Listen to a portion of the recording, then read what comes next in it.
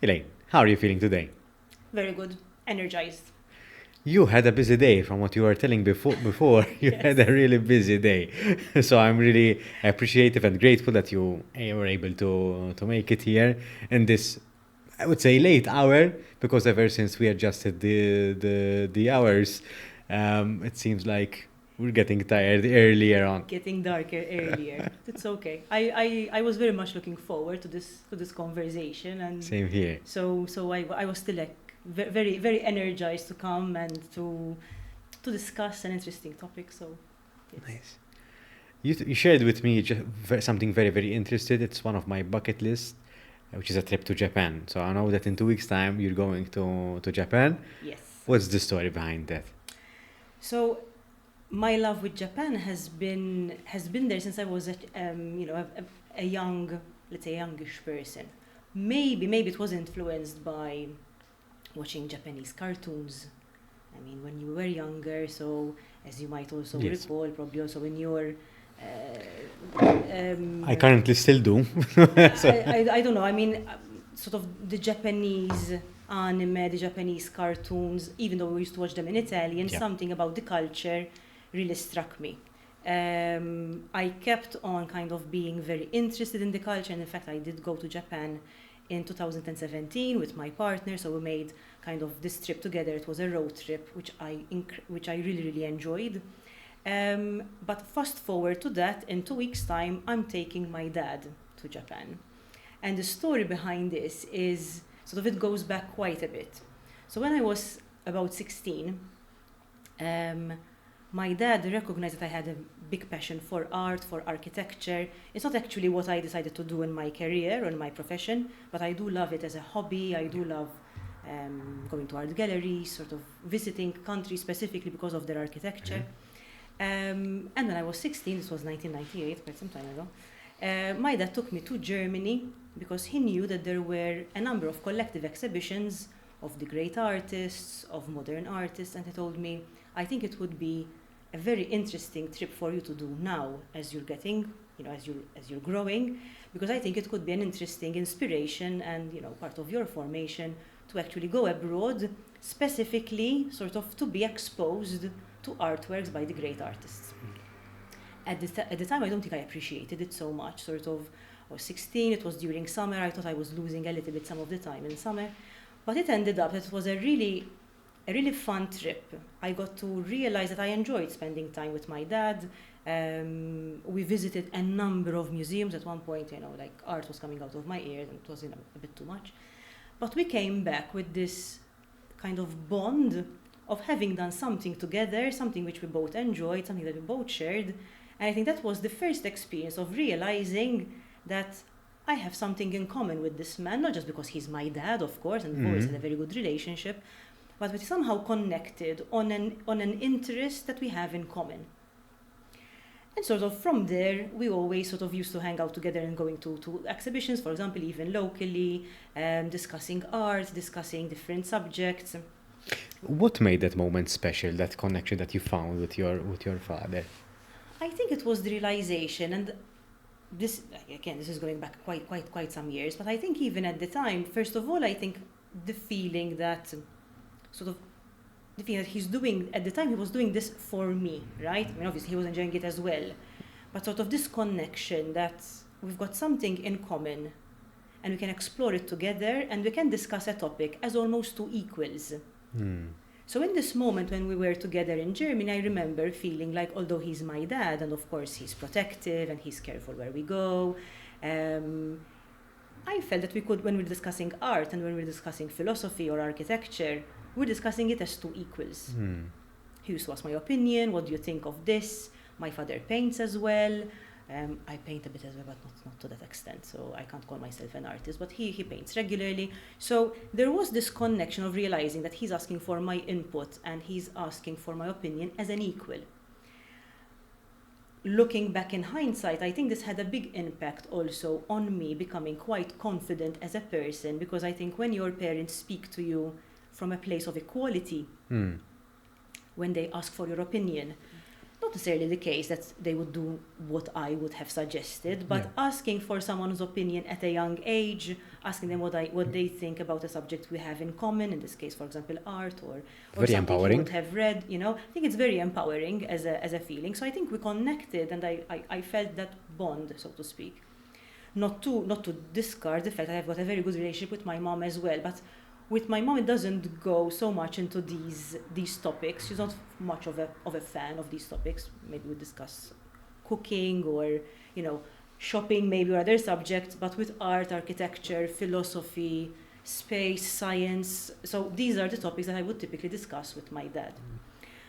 Fast forward from this first time we traveled together. This is now we're in so this was 1998, right? Fast forward to around 2006, 2007, I needed to buy a car, and I wasn't very, you know, I didn't have a lot of savings. And my dad said, look, I'll give you some money, I'll give you some savings to sort of buy a decent second-hand car. Nothing major. He told me, I don't want them back. You will find a way of repaying me at some point in time. To me, I want them back, but, you know, in time and in kind. Like, you'll find a way of figuring it out. Time passed, you know, sort of forgot about the whole, you know, sort of savings and what have you. And at one point I had a better job, you know, sort of, you know how it is, your career moves on, you become a bit more financially independent. Mm-hmm.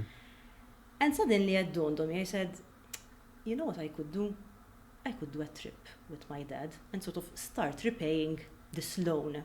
So it started with this idea of repaying this loan that I have sort of hanging with my dad. And I always knew, again, obviously, sort of in the meantime, discussions with my father kept going, right? So we kept on discussing, sometimes we meet for a coffee. So we always kept this relationship of meeting together for a coffee, for example, on a Saturday morning. We both would have read a similar, you know, like the same book.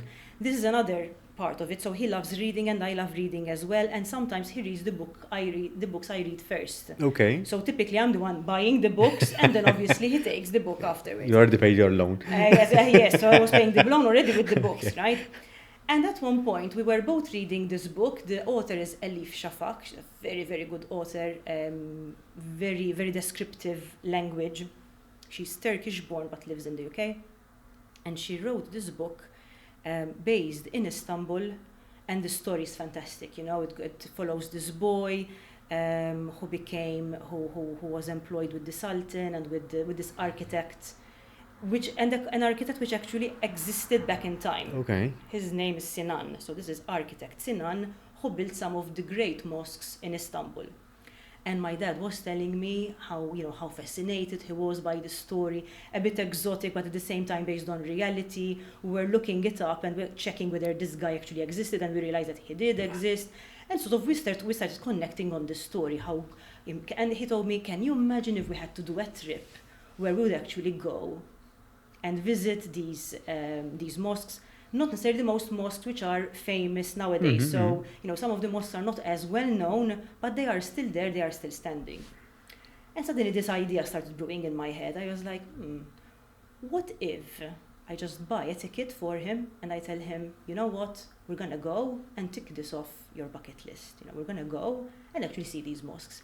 Because I was thinking, how many times do we actually speak to each other, even in our day-to-day, not just with our parents, but with our children, with colleagues, with friends, and we say, what if one day we could, or what if one day I had to, and, you know, being inspired by a book, a story we both read, an architect we both fell in love with. We both had these ideas in our head, because, you know, when you're reading, you imagine Definitely. a story in your head, and you don't know if it matches reality or not. So we're both filled with these ideas, with these stories, and somehow, why don't we go and just see it? You know, like, what's holding us back? So partly because of the loan that was still hanging and partly because of this book that sort of spurred this moment, I bought these tickets. I gave them to him as a birthday present, and I said, you know what, we're going to Istanbul. This was something like 9 years ago now. So we're going to Istanbul and we're going to go and look for these mosques. And we're going to go and look for these structures. And at some point, sort of, it became a bit of a funny story, like, will we find them? Yeah. What will it be like? I was thinking, I'm older now, what will it be like, traveling with my dad? Because it's one thing being 16 years old and, there's the, dad as your, as your a more prominent father figure. At this point, I'm an adult woman, so it's a bit odd, would people look at us differently? And I said, what the heck, let's try. Truth be told, when we arrived at the hotel, they thought that we were a married couple. Probably they thought, wow, this man has a really young wife with him. So we had to explain to them, that we wanted separate beds, please, like we're not, we're father and daughter. So anyway, it was a bit of a funny story to tell. But we ended up realizing how much we enjoyed traveling with each other. So I'm not saying that obviously there are idiosyncrasies about your parents, which obviously start pissing you off after the third day. Because let's face it, this is the reason why you left home, right? So I can't imagine going back to live with my parents full time. I'm glad that was in the past and that now I have my life. But there are moments where we're together, where first of all, I connect with this man on a level which is just a human to human with common interests. So when we're traveling, it's not like he's my dad, it's like he's my friend and he's a travel companion, right? And we went around. At the time, my dad was even more energetic than he is now. He was roaming around Istanbul, and I'm trying to catch up with him.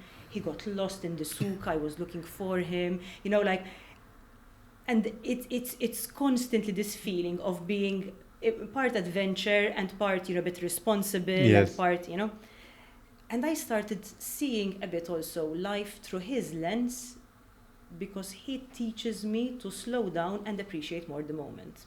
So at one point we did find this mosque and it was beautiful. So this is a mosque that this architect Sinan built for a princess, a bit different from most other mosques that you see. This mosque has a lot of jade and pink stones in the roof. So when the light comes in with a lot of pink and light green. And the atmosphere inside is magical. And I get goosebumps describing it because we went into this mosque, it was completely empty. There was just one guy, cleaning a bit. We obviously had to go from different sides. So my dad went in from where the men are allowed and I had to go in from where the women are allowed. But I was watching my dad from inside, from this space where women are allowed. Right? Because mosques are separated because of gender.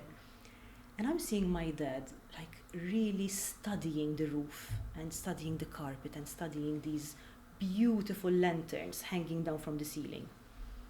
And I'm observing him looking at them, and then he took a picture and then he looked at them again. And that part of me was like, how many times is he going to take a picture of the roof? I mean, you've seen the roof, at this point, seen it, been here, let's move on, Yeah. But I let him, and sort of ultimately, you feel a bit in service, I brought him here, so I'm not going to rush him, because ultimately this was my idea. Definitely. So, let me give him his space. Finally, we came out, we're putting on our shoes again. I was like, that took you a while, you must have really enjoyed this mosque. And he looked at me, he told me, well, I was telling myself that I would never come here again. That probably this is the only time I will be in this place. He told me, so I wanted to take the time to really make the most out of it, to really appreciate it, and to let it really sink in. He told me, so I took a picture for the sake of memory, but then I was taking mental pictures, reminding myself of how beautiful to be here, of what it took to be here, that you brought me here. And I mean, when a person tells you that, this is, a grown man, your dad, and he's sharing both the appreciation but the extreme mindfulness of how he studied every single dot of color in this place and every minute detail. Then he was going into the picture and sort of zooming into it again and just loving. And he would go, look at this part, how beautiful it is. So you can't but feel a sense of joy and wonder at this man who's absorbing everything in constantly 3 layers, taking a picture, then absorbing it, and then wondering how beautiful it is to be here and appreciating the moment. And from that point, I don't think I've ever done another holiday without that being at the back of my mind, if you know what I mean. It's I can't describe to you the feeling of realizing that you're taking someone with you on holiday. You're discovering who they are. You're seeing the world from their point of view. They happen to be your parents, so they raised you. But you're also finding out who they are as an adult and as a person behind the role and the hat that they wear as dad.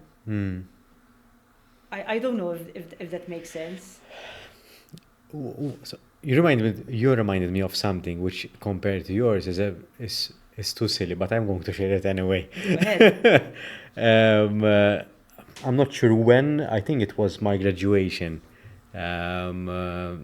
So at around 10 years ago, and I was driving towards university, and I was driving, and in the front seat I had my dad, and my mother and my sister was at the back.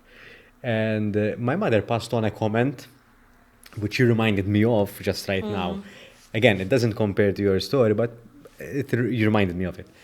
And she passed on the comment and she said that when they were younger, we used to drive them around. Now they are driving us around. So sometimes it's just about a change of perspective. Yes. And you doing something. You give back something to the people who raised you, who taught you everything in reality, because whether through role modeling, whether through some sort of advice or even a punishment at times, perhaps, they taught you. And now you are not necessarily teaching them back, but giving them back an experience that you are sharing with them. Yes. And I think that's what I'm taking away with your story, is about sharing experience rather than giving something back from a transactional point of view. Agreed. It's not a transaction in that sense, but it's a shared experience. Yes. And I think a shared experience, especially when it's something that connects you. So in this case, our connection is art, architecture, science as well to an extent. And you mentioned as well, sort of you're giving something back. So it's not just the act of service. And now, especially that my dad is growing older, he will hate me if he hears this. Well, actually, today is my dad's birthday. Okay, so happy birthday to your daddy then. He turned 62 today. In some cases, I do feel that part of my role is also to push his boundaries. So yes, I do agree that of course he taught me a lot, but now I find myself sometimes being the one to lead and also push him to kind of experience the world from a different perspective. So after the trip to Istanbul, which was the first one, successful, we managed to come back home. We missed the flight back home, actually, but that's a different story for another podcast. We managed to come back home, and the moment we head back home, he said, I have a list of many other places I'd like to visit, and if you're willing, I've got a whole bucket list of these experiences. So they weren't just destinations. My father doesn't create a destination. It's not like take me to London, tick. Yeah. No. He would have, for example, he had Mont Saint-Michel, and I want a picture with you with the tide out. Now, Mont Saint-Michel is at the edge of Normandy, not exactly the most accessible place on the planet. If you have any idea, so no this idea. is like this is a monastery, but built a bit like a castle and built on a small island, which you can only reach when the tide is out. Okay. So again, you're stuck there if you miss the ferry. It's not a ferry. You walk. You walk it. It's like okay. there's this bridge. I'm not exactly sure that the bridge is still accessible if the tide is in. I'm not that sure at this point, but we hit it when the tide was out. So I'm like, okay, we can do that. Or for example, we had areas of Paris where again there's Montmartre, for example, where there are the artists on the streets. He had Seville and Granada the Albaicin, which is like this beautiful complex built by the Arabs, incredible fine detail of architecture, And in each of these places, so these are places that he wants to experience, to be in them, to be in the courtyard, to listen to the fountains, kind of, with the water coming down. So it's a very specific, as you said, experiences.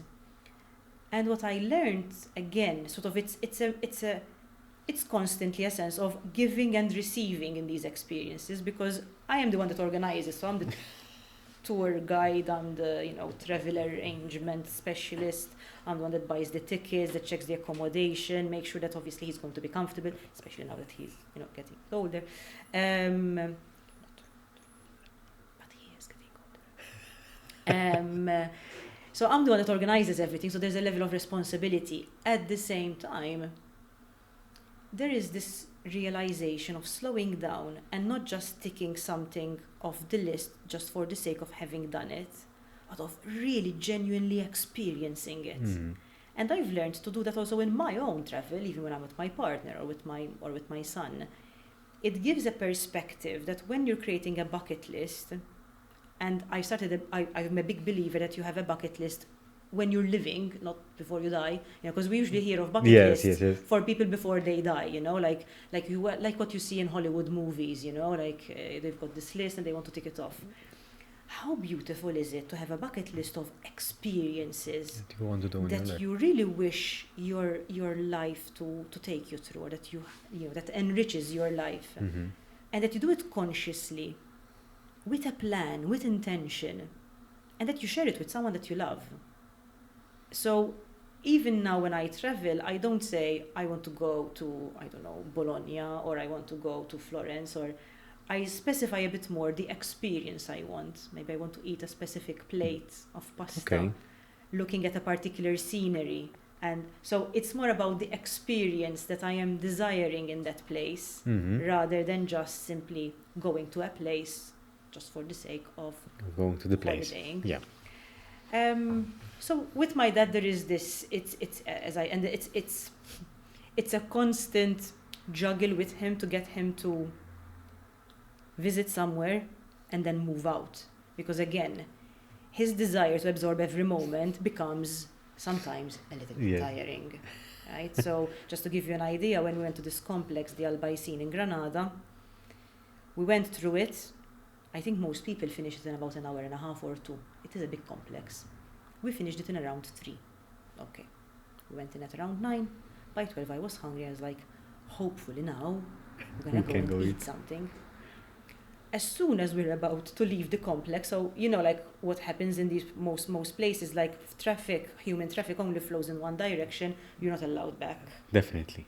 For good reason, right? So as soon as it's like a moment in slow motion, as soon as our legs are gonna go over, this little ledge that tells you exit, and you're seeing the security, my dad goes, step back. And I'm like, what happened? Are we going to it? What happened? He told me, now that I've seen it and absorbed it and taken all the pictures, now I'm going to go back and just see it again from beginning to end, without feeling the obligation of paying so much attention. I just want to experience it, just like that, just fluidly. I was like, okay, that's it. Like, I'm going out, I'm going to sit down there under a tree, like, I've had enough, like, I've had enough. I got tired. There's only so much I can see, in a place. But he went back. So he re-entered back. Okay. I don't know what he invented with the security guard in Spanish that she allows him to get actually back. So he went all the way back, and again sort of saw it again, because he wanted to experience it just one last time. And when he came out, he told me, look, I'm sorry, you have a right to be pissed off at me. I'll buy you lunch, but again, I know that I will not visit this place again in my life, and I just wanted to have this final memory. I mean, how can you be angry at your dad when he tells you, I know that I will not see this place again? But that's a wild card. The thing is, he plays it every time, right? So every place we see, every place we go to, there is always this card, like a bit of a guilt trip, like, please, you might come here again, but I might not, So in a way, we joke a little bit about it, and now I already know about it with him. So obviously, he comes with this huge list of things that he wants to see and experience and try and what have you. But then I know that each one of them is going to take him 4 hours, So it's this constant juggle of what do you really want to do, today, and how do we change our agenda in order to fit all this? And then sometimes like, but there's an exhibition along the, shall we stop? Shall we go in and watch, and see what they have? This is what I've, and sort of gotten myself into, and now culminating into this. So at one point we finished all the list. Okay. So the list that he had, we finished it. Most of them were European destinations, they were feasible.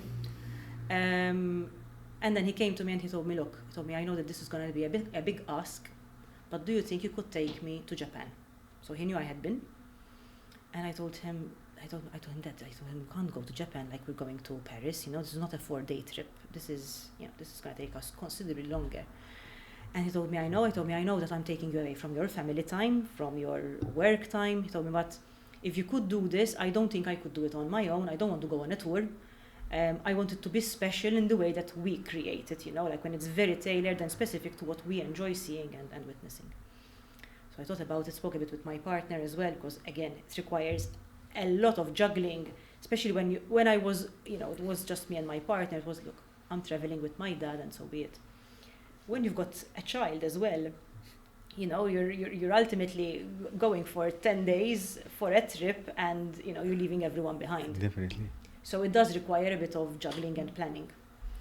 But at this point, I'm very much looking forward to, again, this. I know exactly what he wants to experience.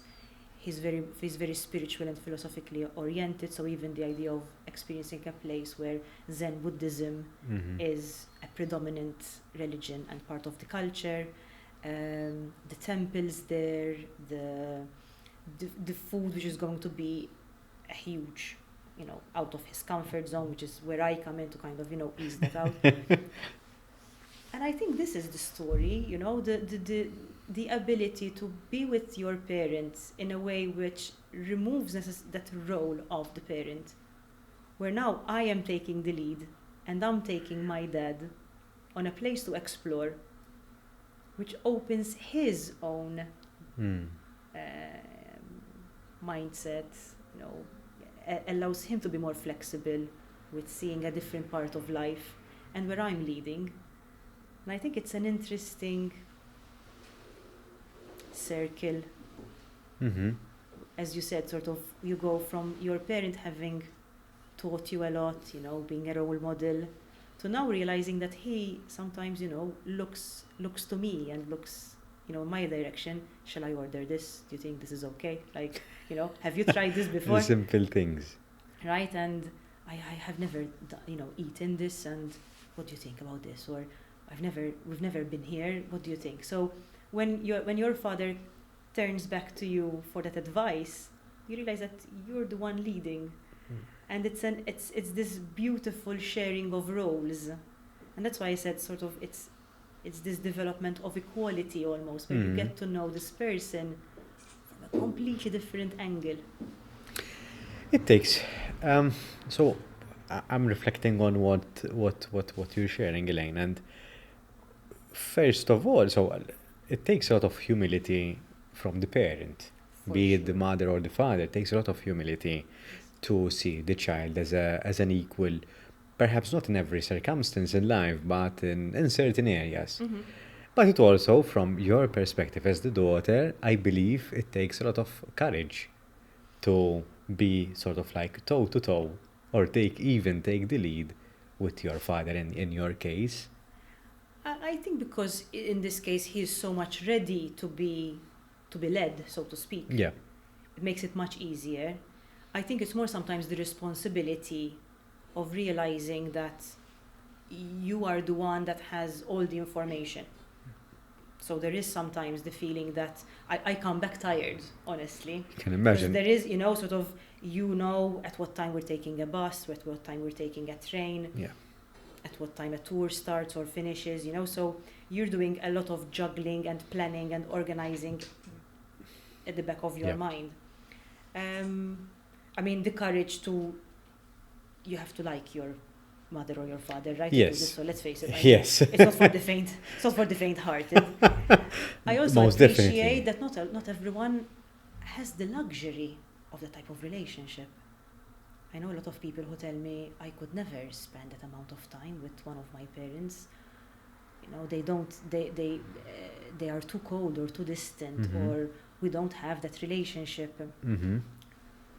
I feel a sense of incredible privilege.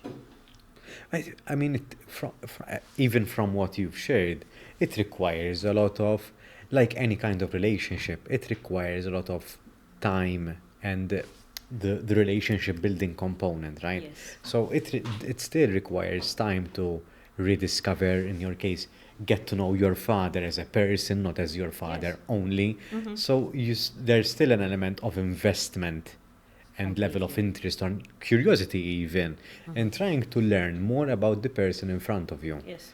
So it's not just my father. I've known him all my life. He Mhm. raised me, and this and that is the continuous discovery and rediscovery of that person, and Yes. having that sense of curiosity, I would say. Yes.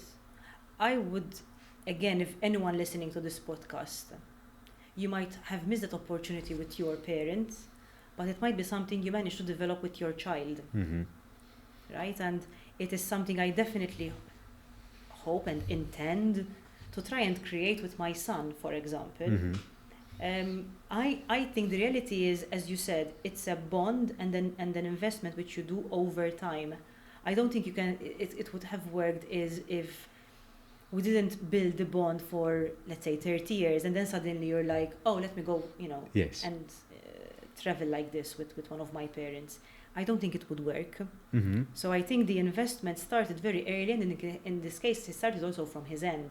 Hmm. That he included me, that he brought me in sort of into also the hobbies he had, and that sort of then I ended up sharing, and Hmm. again this sharing of books and lending of books, and let's go together to a bookshop and buy books together, and then sometimes he'll tell me, okay, so which book are you buying? Ah, okay, so I'll buy this one, and then, you know, And then we'll you swap. swap. Okay. And then, so going for a coffee, he would ask about my studies or how things are going. So I think from his end, there was always a lot of investment in getting to know rather than telling. Hmm. Hmm. So I always felt very comfortable then telling him what I was going through. But equally, sort of, I would ask about his day, about, you know, decisions he's making at work. And so this relationship has developed over Over time. time. To the point that now when we go traveling together, it doesn't feel awkward at all, because we can have conversations pretty much about everything, you know. Definitely. And then sometimes he thinks that he's telling me a joke that I've never heard before, and, you know, 'cause when I was younger.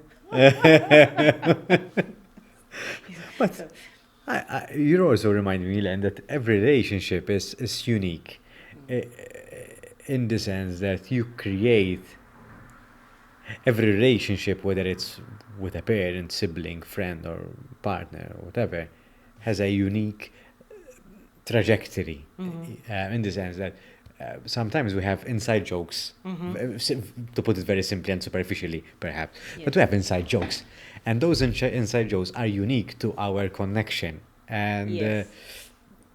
it there are two sides of it. So to get to the level of having inside jokes or having rituals together or forming traditions, in your case you form traditional trips, it requires time and requires energy. But not only that, it requires trust. Yes. It requires an element of again, of humility and the genuine interest. Interest. And not every relationship develops in that manner. No, it's true. And I think there is something about being intentional on where you would like a relationship to develop and how much you care to develop it. And this applies whether it's a parent or whether it's a friend or your partner, you know? Hmm. It's like the relationship will develop and deepen very much depending on how much you and the other person are ready to put in it, Yeah, definitely. right? And again, I know a lot of people who tell me, yes, we go to my parents, you know, but, you know, it's just, hello, how are you? We talk about the weather, not much else. And I find it's such a missed opportunity to get to know people on a deeper level. And I ask my dad sometimes questions about his childhood and what it was like to live, you know, at the time when you know, He lived in Floriana, very close to Valletta, and they used to literally, like, Floriana and Valletta was their playground. It was time when the British obviously were still in Malta, and Malta was still a colony. So he had friends who were British, and then they left when the British left Malta, for example. So his loss of friendships, for example, and what that meant to him. These are stories that you don't get to hear if you don't ask and if you don't have the curiosity, right? And then sometimes I also tell him a little bit about the times when I arrived home late, and maybe I would have said something which was not true. I would have told him, look, like, you remember the day when, you woke up and I was just coming in, let me tell you what happened that night. And he'd be like, oh my God, like, so you sort of share stories, again, as two adults, I'm an adult woman now, he's not gonna judge, I was like, yeah, I didn't tell you that at the time, but yeah, this is what happened. And you can imagine the laughs, at a restaurant, and you're sharing these kind of anecdotes, and then he tells me about his mom, so my grandmom, and things that would have happened at the time, and and how she would have disciplined him, and so you get to hear so much history. What does this tell you about yourself? Never really posed myself the question, to be honest. I think the curiosity to learn, the genuine interest to get to know someone else deeply, and to have really shared even if cognitively, what their life has been like. I really do not want to come to a point where my parents pass away and I would say, I wish I had time to get to know them better. I'm sure that when that time comes, because it comes for everybody, I will say how much I miss them, and and obviously everyone regrets at the end comes. But I really hope that I will be able to have that sense of serenity and peace of mind, that I've done all I could to really get to know these people, to get to know who they were and how they lived, and what made them tick, and what were their passions, and this exploration of these experiences together, for me, are memories that I will, they will always be in my head, in my mind. In a world where we live for everything, so work, family, material things, why do you prioritize family so much?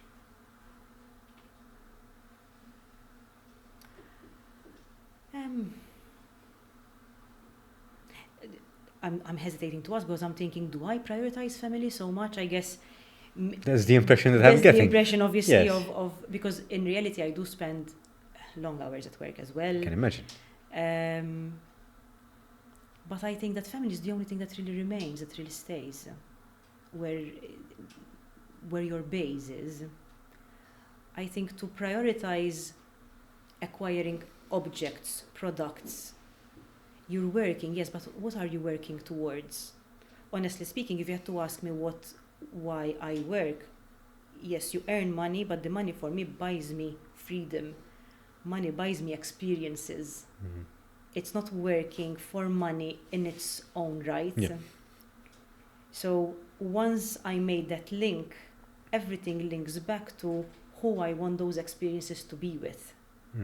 And there was a point in my life where I also chose a little bit what relationships I wanted to invest more time in, and which relationships I could not manage to invest more time in.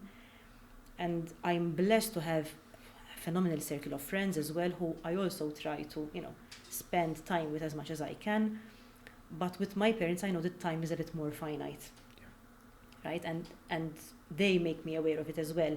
My dad particularly, because at every single place we go to, he tells me he might not come there again in his life, right? So this is a constant reminder. Yes.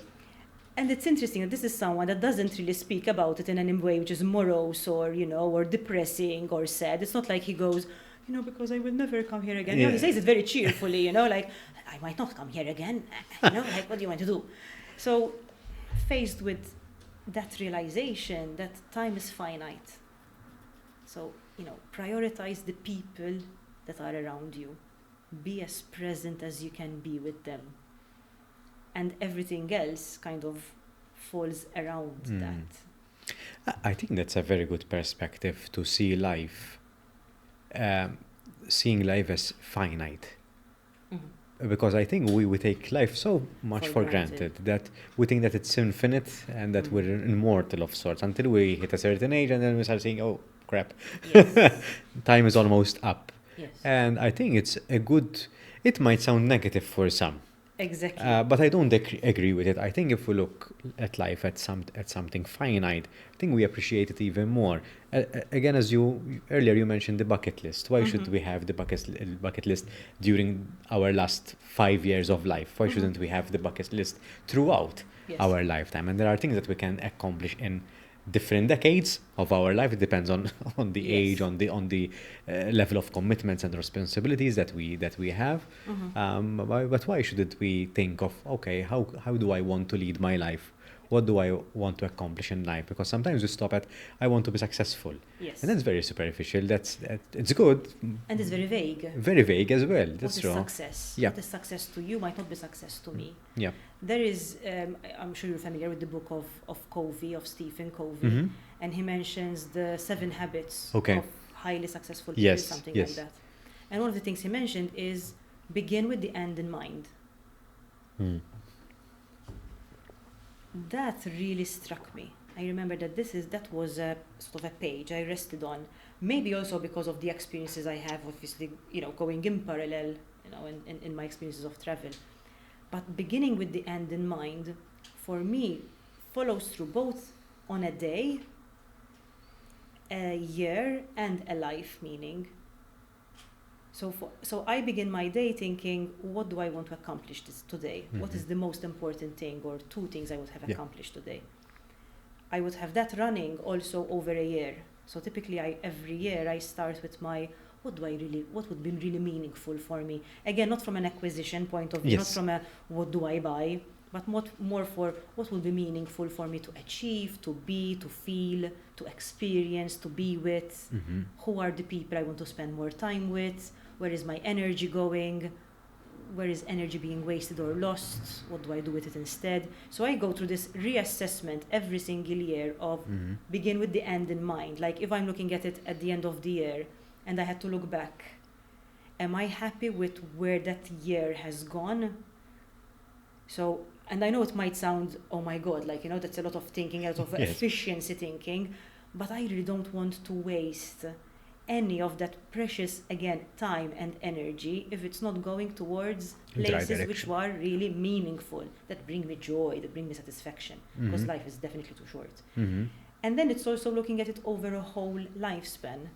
So if I live for only 10 years or another 20 or another 30 and I look back, will I be proud of where I spent my time? Will I be proud of where I gave my energy and what I experienced? Will I have major regrets? So there are moments where I go through my day, my year, my life, and reassess a little bit where I stand. So I'm constantly living with this feeling that this life escapes so quickly. Yeah. That resonates so much with me because life is full of choices and decisions. Yes. And when I need to make a choice or a decision, I ask this to myself, will this bring me closer to where I want to be? Yes. Either personally, professionally, or in life, right? And if the answer is yes, I take it. If the answer is no, I don't. It's very much black and white. The thought process behind it is not as simple as I'm making it sound, but essentially that is it. Yes. I think I do a lot of thinking when I do need to make a choice or decision, but I rarely stay idle. So I do make a decision. Yes. Either I decide to take action or to stay put for a while just because I need to stay put for various reasons, depends on the situation. I think, and this then resonates, what you're saying, Elaine, resonates with the podcast. I think we're missing this a lot. I think as people, maybe in Malta, maybe elsewhere, I think we're missing this internal work, this internal dialogue a lot. Yes. We don't ask these questions typically, and it is not every Monday that I have these kind of conversations during a podcast either, which is, I wouldn't say it's a shame, but I think there's so much, it requires so much work, it requires so much energy, and sometimes you feel lost within your own thoughts as well. But I think ultimately it's very, very important. And I understand that some people are very strategic and perhaps visionary, so it comes easier for us perhaps, and then we are able to see the bigger picture. Yeah. Then for people who tend to be very strong in operations, very strong in the day to day, and then they struggle in visionary work. I think both are equally important. For sure. I think if not at work, at least in life, we need to be strategic. We need to be intentional, to use a word that you're repeatedly saying as well. What I see as well around me, and this is not just through the work of, sort of being with people and in the career, sort of in the career space, but also through social context, friends, people you've been with at school. Sometimes I feel that people take certain life choices more because it is what they feel life expects of them, or what society has already sort of chosen for them, rather than because, again, there is the intention linked to what genuinely brings them joy or genuinely brings them a sense of satisfaction. I rarely do something just because I feel that this is what would be expected or this is what would be the norm. Frankly, I couldn't care less what the norm is. Right? And it's not because, correct me if I'm wrong, I'm assuming, but that's my interpretation. It's not because you know all the answers or you know the answer, but it feels right for you. Yes. And in the same way that I wouldn't judge someone else's choice, sort of people don't have to judge mine, if you know what I mean. So I'm not doing it out of a sense of mine is better, yours is wrong, So I'm not discarding anyone's decision to move with what perhaps is predominantly chosen in society or done. But I hate the feeling of being prescribed a life just because it has fit for so many others. So there are parts I take which make sense to me and parts which I say, you know what, doesn't really make sense to me and doesn't bring me that sense of joy. And I think sometimes people don't even realize that they can do that. So I've had people tell me, so you're traveling with your father and you're leaving your son behind with your partner? I'm like, yes, he's his dad, like it's not like I'm leaving him with a foreigner, I didn't find a man outside and told him, hey, can you keep my son for 10 days because I need to go to Japan with my dad, It's like, so he's a responsible man, sort of, so he's known him all his life, so, he knows his needs, it's like, I never would have thought that, sort of, as a mother, that would make sense. And I completely understand that some people would not feel comfortable doing that. I completely get it. And again, it does require a lot of planning, understanding also from that other person's side. So again, I'm not saying that in any way this is easy or not complicated. But then again, most things worth doing in life are a little bit complicated, right? And he also understood, my partner lost his parents very early. So by the time he was 30, 32, I had lost both his parents. So I think he also understands my need to kind of connect with my parents in this way, because he also understands what it's like to lose a parent very early. And in the grand scheme of things, hopefully your father will not listen to this part. But what are 10 days? Yes, maybe I will text you when I'm there and I'm going to tell you, 10 days with your parent is actually longer than I thought, I did do a joke and I told him at some point I might lose you on purpose so that I can have a break, But Japan has a very good standard of safety, so I know that he will be okay. Someone will take care of him, So I'm trying to learn in Japanese, like I lost my dad, like just in case. But yes, what are 10 days in the great scheme of things, Sort of when you look back again. And this is also sort of this thing of scripts and what people prescribe as a life. Even from the perspective of your son, 10 days are 10 days. Again, children will probably experience things as being 10 days longer. more yes, definitely. But nowadays there's video calls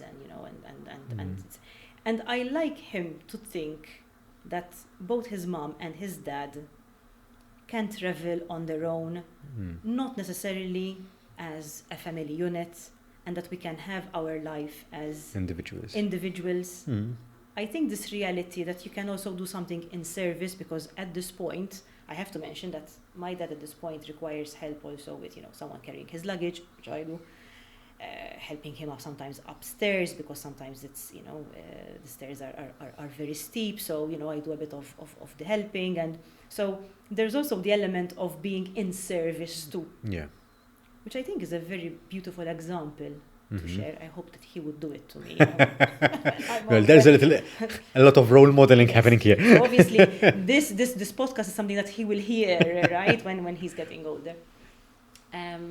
But I had not necessarily moving with life as prescribed, and choosing to do things intentionally, because this is what is beautiful and makes sense to you, I think is a very empowering feeling.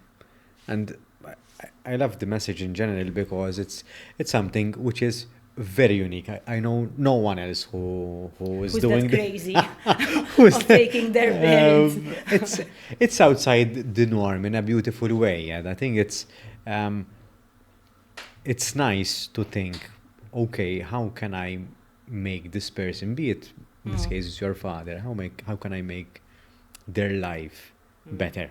Yes. With my presence. It can be something very, very small. Yes. Well, listen, let's go for a car drive around.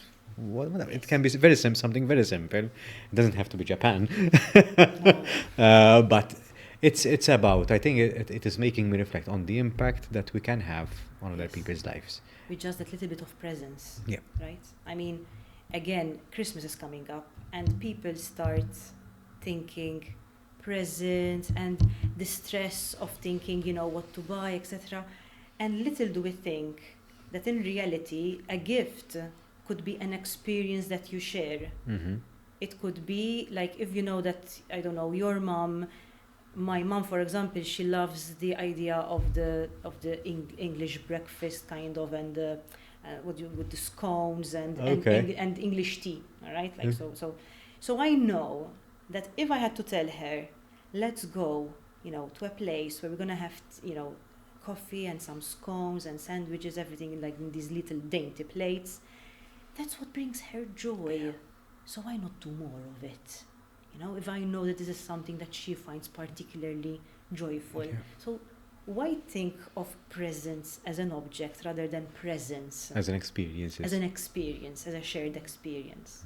So I think this is the challenge that I would give anyone listening to this podcast, is think of the people you have close to you. Could be friends, could be partners, could be parents. And really think of something that you could share with them as an experience. It might not be something that you would choose for yourself. So the element here is that ultimately this might not have been something you would choose, but you do it because it is special to them. Yes, you might regret it, but in the long term, I think it's something that you cherish. Yes, yes. Elaine, thank you for sharing that. I think I really enjoyed sharing it. But before we close off this episode, I'm going to ask you to shuffle them just a bit. Oh my God, okay. Pick one, and I would ask you to read it out loud, please, and give us your answer. This is very unscripted, that's why I don't know what Totally, I wouldn't know. You read it before me as well. Very, very fitting. What's the most rewarding aspect of your personal growth journey so far? Okay. What's the most rewarding aspect of your growth journey so far? So I hope to think that my growth journey is not yet done, right? So So far. So far. I think the most rewarding aspect, and I hope this doesn't sound in any way too egocentric, but it's what it's true to me, is that I am proud of the woman I am becoming. Okay. So for me, the sense of reward is realizing that I am aligned. Every year that passes, I am more aligned to where I feel I want to be. And that is also a place where I feel I am doing some of my best work with others as well. Yeah. So there's somehow in this journey of growth so far, and challenging myself as well, and to realize where your habits are and what you want to change about yourself, and sometimes realizing that, for example, the way I used to react to certain things wasn't very productive. So changing that again with a lot of intention over a number of years, I am closer to the person that I feel is where I want to be. And that is also where I feel I'm doing some of my best work, if that makes sense. So, yeah. It does very much make sense. If I allow me to write down to that as well, is where I feel that we are very much aligned. It's true. Is that because I left something, an important part out when I was describing the decisions. And the part that I left out, intentionally because it wasn't relevant, but it is now, is that in psychology we have the true self and the ideal self. And the ideal self is someone that we can't ever achieve because it's a perfect version of ourselves, and perfection doesn't exist, so we can't obtain it. So it's a vision, sort of. However, I ask myself this question: will this bring me closer to what I want to become? Is that, will this bring me closer to my ideal self? Not because I know that I will not obtain it, but my idealistic version of Daniel, in your case, as well. And I think this is where, and I think that is what your intentions were with that message, where you find inner peace. Yes. Where you feel connected with yourself, when you feel aligned with your purpose, whatever that might be, Yes. and that you're doing the right thing for you. Yes. And I think that in return will give you a very peaceful life, not in the sense that you don't have any problems, not in the sense that you don't have any hardships or struggles, you still do, but you are serene. I think that's the word, is that Yes. you are connected with who you are and who you want to be. Yes. And I think that's a very strong position, but it comes with a lot of self-reflection, inner work, And searching, yes. soul searching, inner dialogue, which is hard work, and sometimes tiring. Yes. Sometimes you don't feel like it, but I think it's at the very end. I think it's worth it. I really wish it for everyone who, anyone who is following and they want to do something different coming next year. It's this gift to yourself to actually know yourself more. Do the inner work. It's worth doing, especially when you're doing it also whilst experiencing life with those who are dear to you. Elaine, thank you so much for being Thank here. you very much. I'm really glad that you came and to share the story. We didn't speak about work and what we do professionally, and I'm so glad about that, because personally I've shared so much about what I do here, and I'm really glad that you brought something very different. Completely different dimension to who we are, right? That's very true. So thank you for being vulnerable, and thank you for sharing. Thank you. Thank you very much.